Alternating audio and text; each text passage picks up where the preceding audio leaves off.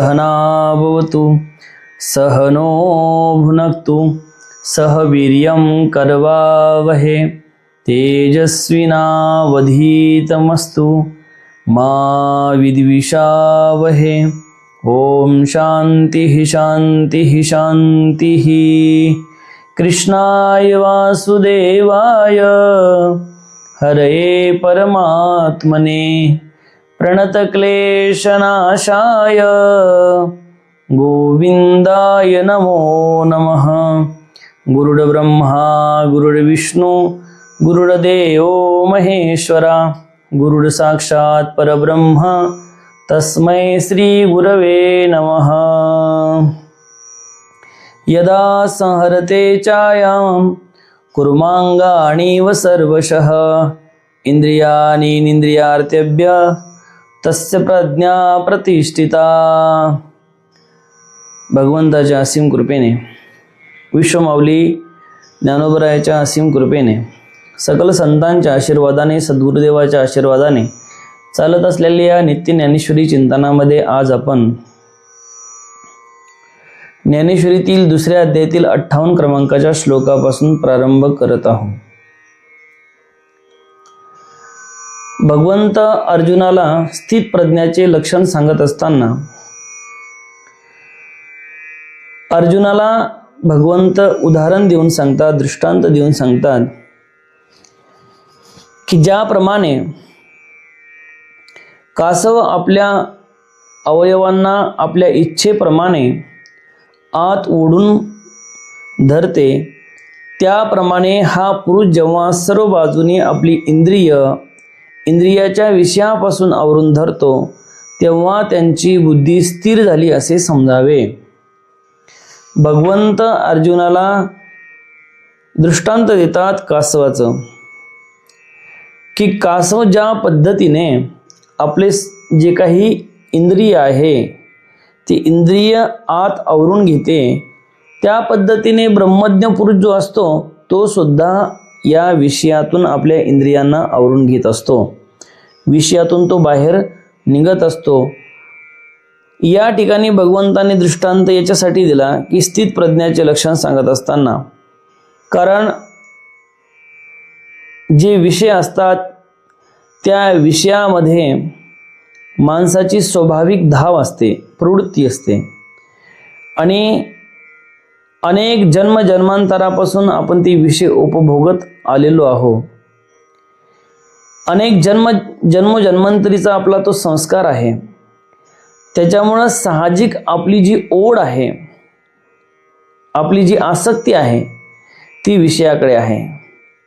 म्हणून विषयाकडे साहजिक आपण ओढल्या जातो, खेचल्या जातो आणि जो ज्ञानी पुरुष आहे, स्थितप्रज्ञ पुरुष आहे, तो स्थितप्रज्ञ पुरुष मात्र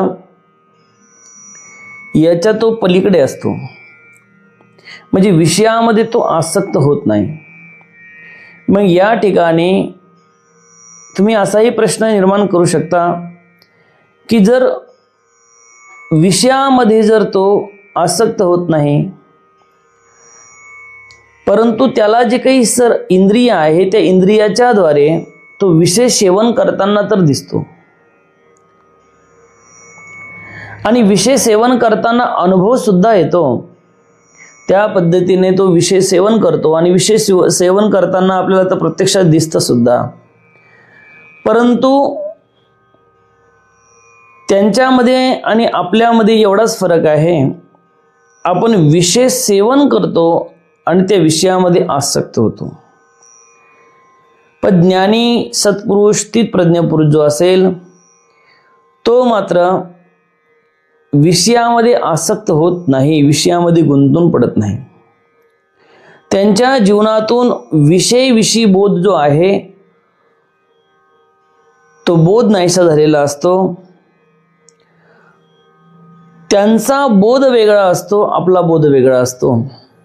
आपण विषयामध्ये आसक्त होऊन पुन्हा पुन्हा आपल्याला ते विषय सेवन करायला मिळावे याच्यासाठी आपण प्रयत्न करतो, परंतु ते जे असतात ते मात्र त्या विषयामध्ये आसक्त नसतात। त्यांना विषय मिळाला काय नाही मिळाला काय त्याच्यापासून त्यांना सुखदुःख दोन्ही गोष्टी होत नाही. परंतु आपल्याला जर विषयाची प्राप्ती झाली नाही तर आपण मात्र दुःखी होतो आणि आपण त्याचं दुःख प्रगट करतो. त्या पद्धतीने या ठिकाणी उदाहरण याच्यासाठी दिलं कासवाचं. ज्या पद्धतीने कासव असतो, कासव हे ज्या पद्धतीने आपल्या इच्छेप्रमाणे आपले जे अवयव आहे ते अवयव आवरून घेतो, त्या पद्धतीने ज्ञानीपुरुष सुद्धा कधीही आपली जे काही इंद्रिय आहे ते इंद्रिय आपल्या ताब्यात ठेवतो. जेव्हा इच्छा झाली तेव्हा ते इंद्रियाचा तो गुलाम नसतो, तर इंद्रिय ते ज्ञानीपुरुषाचे स्थित प्रज्ञाचे गुलाम असतात. आता माऊली या संबंधानं काय चिंतन करतात ते एकदा आपण बघू. का कुर्माचिया परी उवाईला अवयव पसरी ना तरी इच्छा वशयावरी आपुले अपन. या ठिकाणी माऊली म्हणतात, ज्याप्रमाणे कासव सुखामध्ये असताना आपले अवयव पसरते किंवा आपल्या इच्छेप्रमाणे आपले अवयव आपणच आवरून घेते. उदाहरण या ठिकाणी एवढंच या ओळीमध्ये सांगितलं की कासव ज्याप्रमाणे तो आपले जे अवयव आहे, इंद्रिय आहे, तो सुखामध्ये असताना तो पसरून आपण पाहतो विहिरीमध्ये, तलावामध्ये जो कासव असतो तो कासव काय करतो, आपली जी काही इंद्रिय आहे इंद्रिय बाहेर काढून, ते साही इंद्रिय बाहेर काढून तो आपला त्या तलावामध्ये पडून राहतो. परंतु ज्या वेळेस त्याला असं वाटतं की हे आपले इंद्रिय आपण आत आवरून घ्यावे, त्या लगे एका क्षणामध्ये ते संपूर्ण इंद्रिय तो आवरून घेतो. त्या पद्धतीने तैसी इंद्रिय अपैती होती, जयाचे म्हणितली करती तयाची प्रज्ञा जाण स्थिती पातली असे. त्या पद्धतीने त्याप्रमाणे ज्यांची इंद्रिय स्वतःच्या ताब्यात असतात आणि तो जे म्हणेल त्याप्रमाणे वागतात, त्यांची बुद्धी स्थिर झाली आहे असे समजावे. त्याप्रमाणे ज्यांची इंद्रिय स्वतः आपल्या ताब्यात असतात, जो इंद्रियाचा गुलाम नसतो तर इंद्रिय त्याचे गुलाम असतात, असाच व्यक्ती स्थित प्रज्ञ म्हणून तू समजावा. तो इंद्रियाच्या मागे धावत नाही. सर्वसाधारण विचार केला तर आपण इंद्रियाच्या मागे धावतो. अरे आपल्याला जर गुलाबजामू खाण्याची इच्छा झाली तर आपण गुलाबजामू मिळवण्यासाठी प्रयत्न करतो. आपल्याला जर रसगुल्ले खाण्याची इच्छा झाली तर रसगुल्ले मिळवण्यासाठी, हे तर उदाहरण देऊ राहिलो. कोणत्याही विषयामध्ये तीच गोष्ट आहे की ज्या पद्धतीने एखादा विषय प्राप्त व्हावा आणि तो विषय आपल्याला भोगायला मिळावा म्हणून आपण त्याच्यासाठी प्रयत्न करतो, त्याच्यासाठी कष्ट, त्याच्यासाठी दुःख, जे काही गोष्टी असेल ते आपण भोगायला तयार होतो. ते सगळं आपण भोगतो, सगळं आपण दुःख भोगू, कष्ट भोगू, पण तो विषय आपण सेवन करतो. कारण आपली अशी धारणा आहे की आपल्याला त्या विषयाच्या भोगापासून आपल्याला सुख आणि समाधान मिळणार आहे, म्हणून आपण त्या विषयाच्या मागे सतत आपण काय करत असतो, धावत असतो. पण जो ज्ञानी सत्पुरुष असतो त्याच्या बोधामध्ये मात्र फरक आहे. तो त्या विषयाच्या मागे धावत नाही. विषय समोर आल्यानंतर साधारणपणे समजा त्याच्यासमोर गुलाबजामुनचं डिश आली तर तो खाऊन टाकणार, परंतु पुन्हा गुलाबजामुन मिळावे म्हणून त्याच्यामध्ये आसक्त होणार नाही. अरे बघा, रामदास स्वामीच्या जीवनातील उदाहरण आहे. रामदास स्वामी होते, त्यांना म्हणतात की कढी खूप आवडली आणि त्यांनी शिष्याने मधुकरी आणली आणि मधुकरी आणल्यानंतर जी कढी आणली होती ती कढी त्यांनी सेवन केले. सेवन केल्यानंतर त्यांना खूप आवडली. आवडल्यानंतर मग महाराजांनी सांगितलं की पुन्हा जा आणि ती पुन्हा कढी त्यांच्या घरून घेऊन ये. आता नियम असा, एकदा भिक्षा मागितल्यानंतर पुन्हा त्या घरी भिक्षा मागायला जायचं नसते. परंतु शिष्य होते, गुरुची आज्ञा गेले, आणली. परंतु जी स्त्री आहे त्या स्त्रीने म्हटलं की असे कसे तुमचे गुरु की जे एखादी गोष्ट आवडली म्हणून त्याच्यामध्ये पुन्हा आसक्त होतात. हे शब्द ज्यावेळेस रामदास स्वामींना माहीत झाले त्यावेळेस त्यांनी म्हणतात की ती जी खाल्लेलं जे काही अन्न आहे किंवा कढी आहे ती कढी पुन्हा उलटी केली, पुन्हा प्राशन केली, पुन्हा उलटी केली. पुन्हा त्या विषयाची आसक्तीच आपल्या अंतःकरणामध्ये होऊ नये अशा पद्धतीने. तर सांगायचं तात्पर्य हेच की ज्या पद्धतीने ज्ञानी पुरुष आहे ते ज्ञानी पुरुष विषयाच्या अधीन नसतात, तर इंद्रियाच्या अधीन नसतात, तर इंद्रिय त्यांचे गुलाम असतात. आणि आपली गोष्ट कशी आहे, माऊलीने पुढे सांगितले, इंद्रिय जे जे म्हणती ते तेची पुरुष करती, ते तरलेची ना तरती. अरे इंद्रिय जसं जसं म्हणतात तसं तसं पुरुष म्हणजे आपण जर केलं तर तो तरू शकतो का? तो या भवसागरातून कधीही तरू शकत नाही. इंद्रियाच्या अधीन जो झालेला आहे, इंद्रियाच्या मागे जो पावतो आहे, इंद्रियाच्या मागे जो इंद्रियाने सांगितलं की मला आज हेच पाहिजे, तर ते त्यासाठी तो प्रयत्न करणार. अरे पंच ज्ञान इंद्रिय आहे, शब्द, स्पर्श, रूप, रस, गंध. अरे शब्दाने सांगितलं की मला चांगलीच गाणे ऐकायचे, तर मग देवाचं भजन ऐकायची, पिक्चरचे गाणे ऐकायची इच्छा होती. इंद्रियाने सांगितलं आज मला चांगले पदार्थ, रसन इंद्रियाने सांगितले मला चांगले पदार्थ आज खायची इच्छा झाली, मग तो त्याच्यासाठी चांगल्या हॉटेलमध्ये जाईल, त्याचे रसन इंद्रियाची जे काही चोचले असेल ती चोचलेचं पुरवण्यासाठी तो प्रयत्न करेल. नेत्र इंद्रियाने सांगितलं की मला चांगलीच गोष्ट पाहायची आहे. चांगली म्हणजे काय? चांगली हा प्रत्येक गोष्टीच्या विषयी हे आहे. चांगली म्हणजे आज मला काय पाहायचं आहे, तर मला पिक्चर पाहायचा आहे. मग नेत्र इंद्रियाने सांगितलं मग तुम्ही रात्रभर डोळे फोडून ते पिक्चर पाहणार. त्यानंतर त्वग इंद्रिय आहे, त्वग इंद्रियाने स्पर्श करण्याची इच्छा होते, तो स्पर्श करण्यासाठी तुम्ही प्रयत्न करता, ते एक त्वग इंद्रिय आहे. चांगला मऊ स्पर्श आपल्या झाला पाहिजेत म्हणून आपण प्रयत्न करतो. हे जे काही पंच ज्ञान इंद्रिय आहे, या ज्ञान इंद्रियाच्या मागे त्या इंद्रियाची लालसा पुरवण्यासाठी आपण काय करतो, त्याच्या मागे धावत असतो. मग ती कर्ण इंद्रिय असेल, नेत्र इंद्रिय असेल, घ्राण इंद्रिय असेल, त्वग इंद्रिय असेल, रसन इंद्रिय असेल. परंतु ज्ञानी पुरुष मात्र जेवण करतानाही तुम्हाला दिसत असेल, परंतु ते एक शरीर जगवायचं म्हणून ते जेवण करतात, परंतु त्याच्यामध्ये ते रसन इंद्रियामध्ये आसक्त होत नाही. ते या सगळ्या इंद्रियाला आपल्या ताब्यात ठेवतात, ज्या पद्धतीने कासव हा आपल्या ताब्यामध्ये आपली इंद्रिय ठेवतो त्या पद्धतीने. आता पुन्हा भगवंत अर्जुनाला काय सांगतात ते बघा. विषया विनिवृतन्ते निरहारस्य देहिनः रसवर्जं रसोप्यस्य परम दृष्ट्वा निवर्तते. भगवंत अर्जुनाला सांगतात, अरे आहार न घेणाऱ्या पुरुषाचे विषय नाहीसे होतात आणि त्यांच्या ठिकाणी फक्त प्रीती उरती. आणि परब्रह्माचा साक्षात्कार झाल्यावर सर्व विषयाची गोडी ओढ नाहीशी होते. काय सांगतात की ज्या पद्धतीने जो ज्ञानी सत्पुरुष आहे, आहार न घेणाऱ्या पुरुषांचे विषय नाहीसे होतात आणि त्यांच्या ठिकाणी फक्त प्रीती उरते. आता या ठिकाणी आहार न घेणे याचा अर्थ असा नाही की तो आहार सेवन करत नाही. तो आहार जरी घेत असेल तरीही सुद्धा तो एका विशिष्ट लिमिटमध्येच तो आहार घेतो. पुढे त्या संबंधानं ओवी आलेलीच आहे, त्या ओवीचंही आपण चिंतन करू.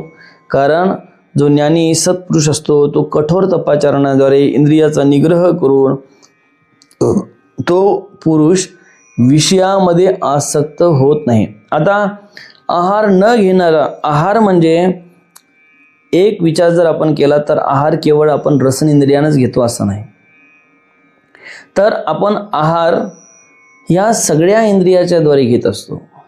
अरे रसन इंद्रियाच्या डोळे जशी आपण भूक भागवण्याचा प्रयत्न करतो, तसे डोळ्याने सुद्धा सुंदर दृश्य पाहून, सुंदर रूप पाहून आपण आपल्या डोळ्याचा आहार भागवण्याचा प्रयत्न करतो. कर्ण इंद्रियाच्या द्वारे सुद्धा आपण आहार घेत असतो. कसा की चांगला ऐकण्यासाठी किंवा विषयी गाणे ऐकण्यासाठी या पद्धतीने आपण आपल्या कर्ण इंद्रियाद्वारे आपण आपल्या जे काही आहार आपण सेवन करत असतो. हे पंच जे ज्ञान इंद्रिय आहे त्याद्वारे आपण आहार सेवन करतो. केवळ रसन इंद्रियानेच आहार सेवन करतो असं नाही. आणि मग ज्या ज्या पद्धतीने आपण तो आहार सेवन करतो त्या त्या पद्धतीने त्या आहाराचे परिणाम आपल्याला जाणवताना दिसतात. अरे जर आपण कर्ण इंद्रियाने वाईट गोष्टी ऐकल्या तर त्याचा परिणाम आपल्या जीवनावरही तसाच होतो. नेत्र इंद्रियाने आपण जर वाईट गोष्टी पाहिल्या तर त्याचे संस्कार आपल्या मनावर बिंबत असतात.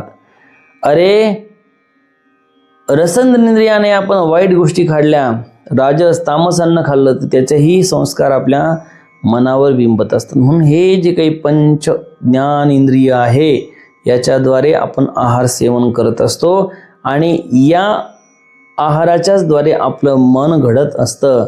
आणि म्हणून प्रत्येकाची वृत्ती, प्रत्येकाचं जे काही स्वभाव आहे भिन्न आहे, कारण त्यांनी कशा पद्धतीने आहार सेवन केलेला आहे, कशा पद्धतीने तो सेवन करतो या गोष्टीचा काय केला पाहिजेत आपण विचार केला पाहिजे. आणि म्हणून जशी प्रवृत्ती तशी वृत्ती, जसं तो सेवन करतो त्या पद्धतीने त्याची वृत्ती घडत असते, त्या पद्धतीने त्याची वृत्ती घडत असते.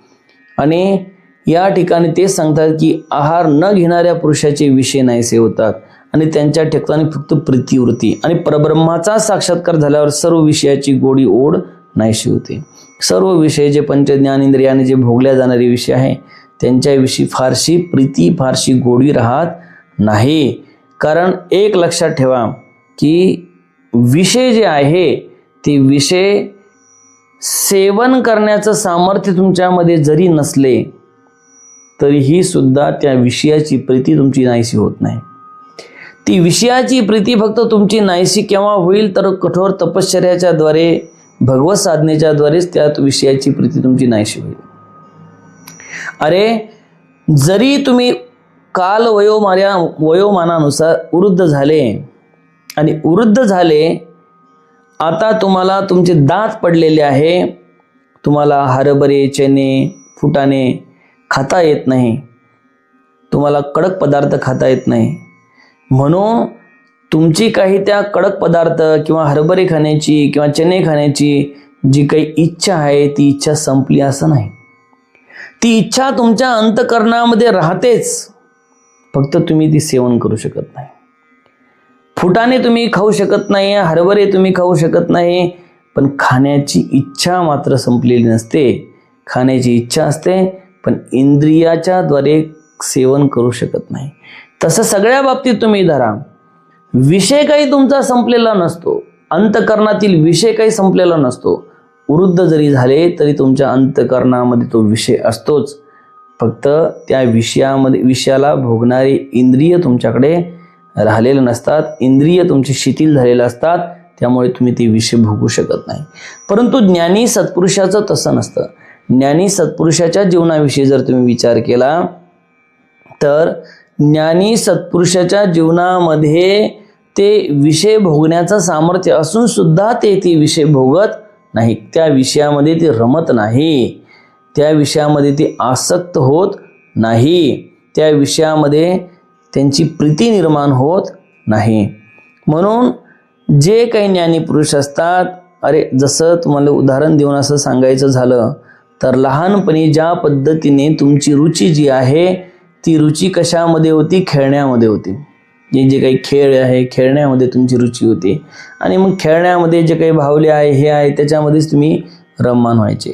थोडे मोठे झाल्यानंतर तुमची त्या खेळण्यामधली रुची संपली आणि तीच रुची तुमची आता पैशामध्ये आली, व्यवहार करायला लागले पैशामध्ये, तुम्हाला ते खेळणे आता थिल्लर वाटायला लागले, त्याच्यापासून तुम्हाला सुख मिळत नाही. तुम्हाला जर कोणी खेळणे खेळायला दिलं तर तुम्हाला त्याच्यापासून सुख मिळणार नाही.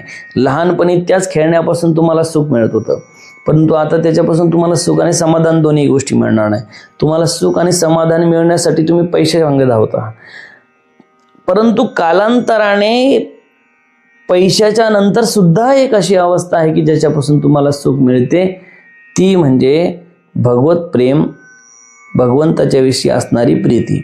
आणि ज्या वेळेस तुमची भगवंताच्या प्रती प्रीती निर्माण होते, भगवंताच्या विषयी प्रेम निर्माण होतं, जगताच्या विषयी तुमची जी काही लालसा आहे, अंतःकरणामध्ये जी काही वृत्ती आहे, इच्छा आहे ती नाहीशी होते, त्यावेळेस मग मात्र खरं सुख जे आहे, आत्मसुख जे आहे, ब्रह्मसुख आहे, त्या सुखाची अनुभूती तुम्हाला येईल ना. मग तुम्हाला त्या खेळण्याविषयी प्रीती वाटेल ना तुम्हाला पैशाविषयी प्रीती वाटेल. मग तुमची वृत्ती असे होईल, सोने रूपम मृत्तिके समान माणिक पाषाण खडे जैसे. ज्यावेळेस संत श्रेष्ठ तुकाराम महाराज म्हणतात की सोने आम्हाला कशासारखं आहे, सोने रूपम मृत्तिके समान, माती समान आहे, माणिक पाषाण खडे जैसे. हे जे काही माणिक पाषाण आहे हे आम्हाला खड्यापेक्षा त्याच्यापेक्षा काही मोठं नाही, खड्यासारखे आमच्या जीवनामध्ये ते आहे. माणिक पाषाण खडे जैसे. म्हणून अशा पद्धतीने वृत्ती तुमची होऊन, अरे एवढं नुसतं बोलण्यापुरतेच नाही, ज्यावेळेस छत्रपती शिवाजी महाराजाने संत तुकाराम महाराजांना नजराणा पाठवला त्यावेळेस स्पष्टपणे महाराजांनी त्या नजराणाला स्वीकारलं नाही, त्यांना परत पाठवला. सांगितलं की हा जो काही तुमचा नजराणा आहे हा मला नको. अरे आम्ही तेने सुखे म्हणा विठ्ठल विठ्ठल मुखे. तुम्हाला जर आम्हाला सुखी आणि समाधानी जर बघायचं असेल तर हे धन आम्हाला सुख आणि समाधान देऊ शकत नाही, तर तुम्ही विठ्ठलाचं नाव घ्या, त्याच्यामध्येच आमचं सुख आणि समाधान आहे. म्हणजे याच्याही पलीकडे एक वृत्ती आहे, याच्याही पलीकडे एक विषय आहे आणि त्या विषयापासून तुम्हाला काय मिळतं? समाधान मिळतं, सुख मिळतं. तो म्हणजे भगवत प्रेम, ते म्हणजे ब्रह्मसुख, ते म्हणजे आत्मसुख. आणि जो ज्ञानी पुरुष असतो, स्थितप्रज्ञ पुरुष असतो, तो मात्र या अवस्थेवर गेलेला असतो. त्यामुळे त्याला बाह्य जगताविषयी किंवा बाह्य जगतातील विषयापासून त्याला सुख आणि समाधानाची अनुभूती येत नाही किंवा तो ते भोगतही नाही, आणि भोगले तरी त्याच्यामध्ये तो आसक्त होत नाही. आता माऊली या श्लोकावर कसं चिंतन करतात ते एकदा बघू. अर्जुना अनिकही एक सांगेनाईक कौतिक, जे विषया ते साधक त्यजती निमे. माऊलीने सांगितलं, अर्जुना आणखी एक कौतुकाची गोष्ट तुला सांगतो. जे साधक नित्यनेमाने निग्रहाने विषयाचा त्याग करून, कोणते त्याग करून?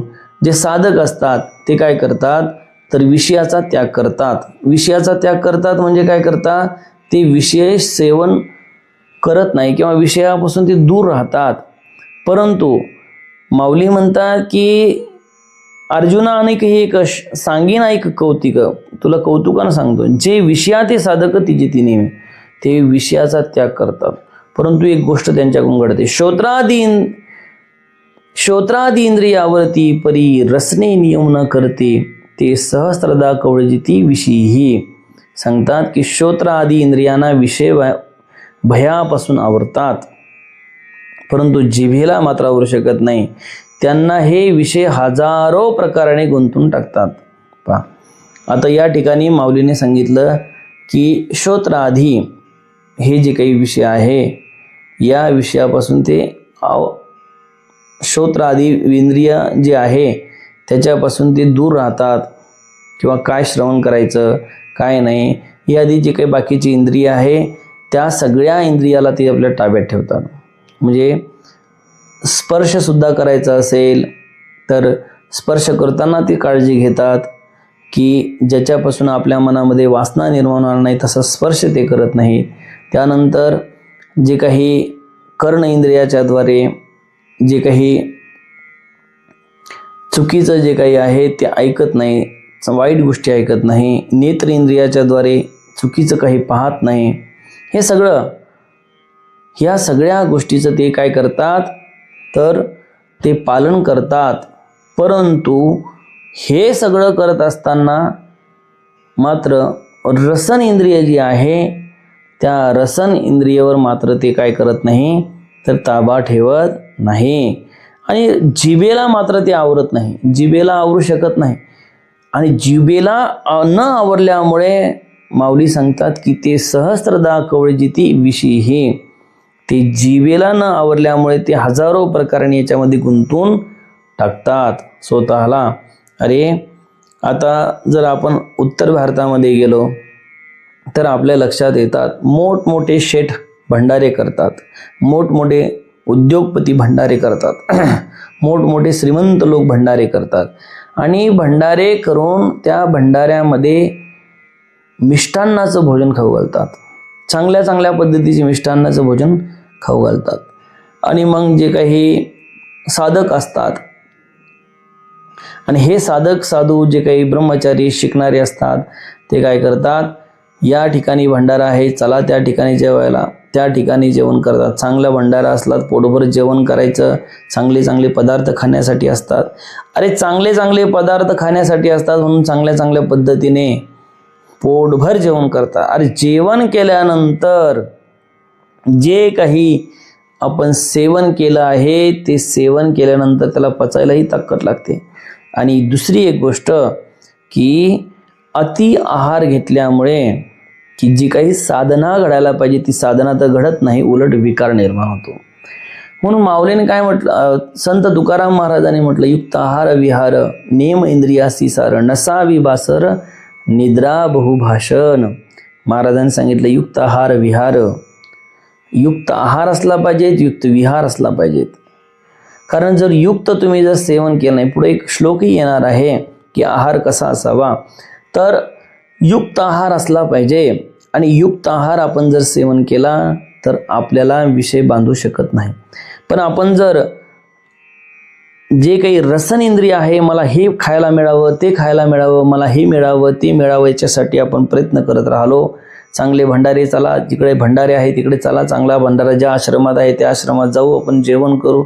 मग काय, जेवलं की काय झोपायचं, आणि झोपले की 5-6 वाजेपर्यंत झोपायचं, आणि नंतर पुन्हा मग तितकी तोपर्यंत तेवढी साधनाही गेली. आणि जे काही आपण विषय, जे काही आपण रसन इंद्रियाच्या द्वारे आपण आपल्या जे काही सेवन करतो त्याचेच काय होतं, तर त्याच्यापासून आपण आपल्या पारमार्थिक जीवनापासून आपण दूर जातो. आहे काय. पुढे सांगितलेलंच आहे माऊलीने, जैसे वरी वरी पालवी खुडी ज्यानी मुळी उदक घालीजे तरी कैसीने नाशू निपजे त्या वृक्षा.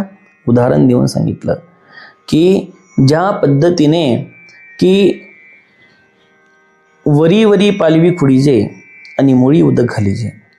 अरे, वृक्षाचा जर तुम्हाला नायनाट करायचा असेल तर बुडातून वृक्ष काढून टाकावं लागेल. परंतु तुम्ही काय करता, वरून त्याला छाटता, वरून छाटता, आणि वरून छाटल्यानंतर त्या वृक्षाला तुम्ही छाटून टाकता, आणि खाली त्याच्या जे बुडाशी आहे त्याला पाणी घालता. तर पाणी घातल्यानंतर तो वृक्ष वाळायला पाहिजे, तर न वाळता तो काय होईल, अनेक प्रकाराने फांद्याने युक्त होऊन अनेक प्रकारे त्याला ढिशा फुटतील, पालव्या फुटतील. आणि त्या पद्धतीने जर आपण बाकीचे इंद्रिय ताब्यात घेतले किंवा बाकीच्या इंद्रियावर आपण संयम ठेवला आणि रसन इंद्रियावर जर संयम ठेवला नाही, तर त्या पद्धतीने जे विषय आहे ते आपले जीवनातील संपायला पाहिजेत. तर न संपता ते पुन्हा काय होईल, तर आपल्या जीवनामध्ये सहस्त्रपटीने पुन्हा निर्माण होऊन पुन्हा भोगासक्त होऊ.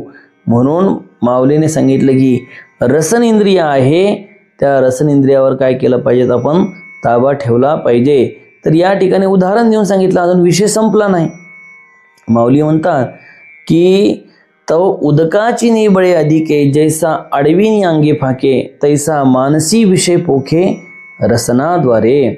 ज्या पद्धतीने उदकाच्या बळाने तो वृक्ष जैसा अडविनी अंगी फाके, उदकाच्या बळाने उदकात जसं पाणी घातल्यानंतर त्या वृक्षाने अधिक तो विस्तार पावतो, त्याप्रमाणे जिभेच्या द्वारात अंतकरणातील विषय अधिकच वाढत राहतात. अरे, जिभेच्या द्वारे आपण चांगले चांगले पदार्थ सेवन केले तर विषय संपत नाही, तर ते अनेक पटीने वाढत राहतात असं माऊली सांगतात. साधकासाठी हा जो श्लोक आहे अतिशय महत्त्वाचा आहे, अतिशय महत्त्वाचा आहे, मोस्ट इम्पॉर्टंट आहे. की त्या पद्धतीने जर आपण रसन इंद्रिय आवरलंच नाही तर काय, तर आपण काय करू, आपण अनेक पटीने त्या विषयाला वाढण्यासाठी काय देऊ, बळ देऊ. म्हणून आपली रसन इंद्रियावर आपलं काय असला पाहिजे, तर ताबा असला पाहिजे.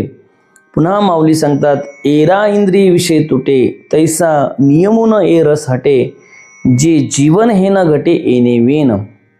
की ज्या पद्धतीने इंद्रियाचा विषय प्रयत्नाने कमी करता येतात, परंतु त्याप्रमाणे जिभेचा विषय प्रयत्नाने कमी करता येत नाही, कारण ती जीवन आहे, त्याशिवाय शरीराची क्रिया चालत नाही. अरे, बाकीचे विषय नाही ऐकलं तर चालत आहे का नाही. अरे, तुम्ही कर्ण इंद्रियाने तुम्ही ताबा त्याच्यावर ठेवू शकता, की कर्ण इंद्रियाने तुम्ही असं ठरवू शकता की या कर्ण इंद्रियाच्या द्वारे आपल्याला वाईट ऐकायचंच नाही, डोळ्याद्वारे आपल्याला वाईट पाहायचंच नाही. नाही पाहिलं तर तुमचं भागू शकतं. कर्ण इंद्रियाच्या द्वारे तुम्ही नाही ऐकलं तरी तुमचं भागू शकतं. स्पर्श नाही केला तुम्ही कशाला तरीही तुमचं भागू शकतं, आहे का नाही. बाकी सगळे इंद्रियाच्या द्वारे तुमचं भागू शकतं, पण रसन इंद्रियाच्या द्वारे तुमचं भागू शकत नाही. कारण रसन इंद्रिय जर म्हणजे तुम्ही जर आहारच घेतला नाही तर तुमचं जीवन राहू शकणार नाही किंवा तुमचं शरीर चालू शकणार नाही. म्हणून शरीर चालण्यासाठी काय करावं लागेल, तुम्हाला तर जेवण आहार तर घ्यावाच लागेल, त्याच्याशिवाय तुम्हाला पर्याय नाही. म्हणून जिभेचा विषय तुम्हाला कमी करता येत नाही, कारण ते जीवन आहे, त्याच्याशिवाय तुम्ही जगू शकत नाही, त्याशिवाय शरीराची क्रिया चालू शकत नाही. परंतु त्यासाठी साधकाने काय केलं पाहिजे, तरी त्याच्यापासून आपण म्हणजे त्याच्याशिवाय आपलं काही होऊ शकत नाही. आपण जर नाही सेवन केलं तर आपण जगू शकतो का, जगू शकत नाही. म्हणून माऊली सांगतात ते तर आपल्याला करावंच लागेल. मग अर्जुना स्वभावे ऐसियाही नियमा तपावे, ते परब्रह्म अनुभवी होऊन जायचे. आता माऊली पुन्हा सांगतात की हे अर्जुना, जो साधक परब्रह्माशी एकरूपतेचा अनुभव घेतो तो त्यावेळी अतिशय अवघड अशा रसाचा निग्रहाला स्वभावता प्राप्त होतो. अरे, जो अशा पद्धतीने जो साधक आहे परब्रह्माचा अनुभव घेतो त्यावेळेस तो या रसन इंद्रियावर सुद्धा ताबा मिळवतो, रसन इंद्रिय सुद्धा आपल्या ताब्यात घेतो. मग काय खायचं काय नाही, मग या सगळ्या गोष्टी. अरे, पूर्वीचे साधू संत असं म्हणतात की झाडपाला खाऊन राहायचे, फळं खाऊन राहायचे, जंगलामध्ये तपश्चर्या करायचे, ते हे बाह्य चोजेल किंवा चांगल्या पदार्थ अशा पद्धतीने त्याच्यामध्ये ते आसक्त व्हायचे नाही. अरे, एवढंच नाही तर जे काही आता सुद्धा एक नर्मदा मैयाची परिक्रमा करणारे दादा गुरु आहे, अनेक शास्त्रज्ञांनी त्याच्यावर काय केलं, हे केलं किंवा डॉक्टरच्या टीमने की खरंच हे आहार घेतात का नाही घेत. तर जवळजवळ ते 5 वर्षापासून त्यांनी 1800 दिवस झाले की त्यांनी अन्नाचा कणसुद्धा सेवन केलेला नाही, फक्त नर्मदा मैयाचं पाणी पितात, त्याच्यावर राहतात. ह्या सगळ्या गोष्टी साधनेच्या द्वारे तुमच्या जीवनामध्ये येऊ शकतात. कशाच्याद्वारे, ज्यावेळेस तुमचा जे काही रस आहे तो रस किंवा भगवत स्वरूप झालं किंवा तुम्हाला भगवत रसामध्ये प्रीती निर्माण होईल, बाह्य रसामध्ये तुमची प्रीती राहणार नाही, त्यावेळेस मग मात्र तुम्हाला हा जो काही रसन इंद्रियाचा रस आहे हा सुद्धा तुम्हाला बंधन प्राप्त करू शकत नाही. याचं मूर्तिमंत उदाहरण म्हणजे जे नर्मदा मैयाची परिक्रमा करणारे दादा गुरु आहे ते कलियुगातील ती मूर्तिमंत उदाहरण आपल्याला सांगता येईल. तर शरीर भावना असे ती इंद्रिय विषय विसरती, जे सोहमभाव प्रतीती प्रगट होय. आणि म्हणून ज्यावेळी आपण ब्रह्मरूप आहोत असा अनुभव त्याला प्राप्त होतो त्यावेळी देहाला विधी अवस्था प्राप्त होते आणि इंद्रिय विषयांना विसरतात. अरे, ज्यावेळेस अशी अवस्था प्राप्त होते त्यावेळेस या देहाला विधी अवस्था प्राप्त होती. आणि विधी अवस्था प्राप्त झाल्यामुळे की ते या जे काही रस आहे, रस आधी जे काही इंद्रिय आहे, जे काही पंच इंद्रिय आहे, पंच ज्ञान इंद्रिय आहे, हे ज्याच्याद्वारे आपण काय करत असतो, आहार सेवन करत असतो, किंवा विशेष म्हणजे रसन इंद्रिय आहे, या सगळ्या गोष्टीला ते विसरून जातात. ती विधीही अवस्थेचा अनुभव घेतात, त्यांचा कशाच्याही प्रती त्याच्यामध्ये काही आसक्ती राहत नाही. ना रसन इंद्रिय मला हेच खायला मिळावं तेच खायला मिळावं याच्यामध्ये ते काही प्रती त्यांची राहत नाही.